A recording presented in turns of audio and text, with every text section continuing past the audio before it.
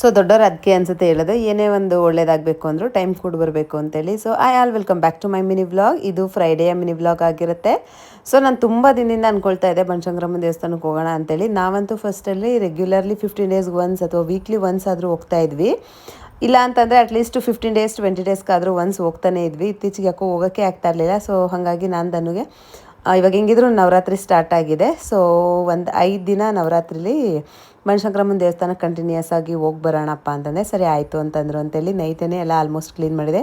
ಇನ್ನು ಬೆಳಗ್ಗೆ 4:30ಗೆ ಎದ್ದು ಮನೆಯೆಲ್ಲ ಕ್ಲೀನ್ ಮಾಡಿ ನಾವೆಲ್ಲ ಫ್ರೆಶನ್ ಅಪ್ ಆಗಿ ಮಕ್ಕಳನ್ನ ಎಬ್ಬರಿಸ್ಬಿಟ್ಟು ಅವ್ರನ್ನೂ ರೆಡಿ ಮಾಡಿ ಪೂಜೆ ಎಲ್ಲ ಮುಗಿಸ್ಕೊಂಡು ಇವಾಗ ಬನಶಂಕರಮ್ಮನ ದೇವಸ್ಥಾನಕ್ಕೆ ಬಂದಿದ್ದೆ. ಆ್ಯಕ್ಚುಲಿ ನನ್ನ ಪ್ಲ್ಯಾನ್ ಇದ್ದಿದ್ದು 9 ದಿನವೂ ಬರೋಣ ನವರಾತ್ರಿಲಿ ಅಂತೇಳಿ, ಬಟ್ ಮಂತ್ಲಿ ರಿಚುವಲ್ಸ್ ಇದ್ದಿದ್ದ ಕಾರಣ ಬರೋಕ್ಕಾಗಿರಲಿಲ್ಲ. ಸೊ ಇವಾಗ 5 ಡೇಸ್ ಆಗುತ್ತೆ. ಈ ಶುಕ್ರವಾರದಿಂದ ಸ್ಟಾರ್ಟ್ ಮಾಡಿದ್ರೆ ಮಂಗಳವಾರದವರೆಗೂ 5 ಡೇಸ್ ಆಗುತ್ತೆ. ಬುಧವಾರ ಅಂಗಡಿ ಪೂಜೆ ಆಯುಧ ಪೂಜೆಗೆ ಸರಿ ಹೋಗ್ಬಿಡುತ್ತೆ ಅಂಥೇಳಿ ನಾನು ಪ್ಲ್ಯಾನ್ ಮಾಡಿಕೊಂಡು ಇವಾಗ ಫಸ್ಟನೇ ದಿನ ಬಂದಿದ್ದೀವಿ ನವರಾತ್ರಿಲಿ.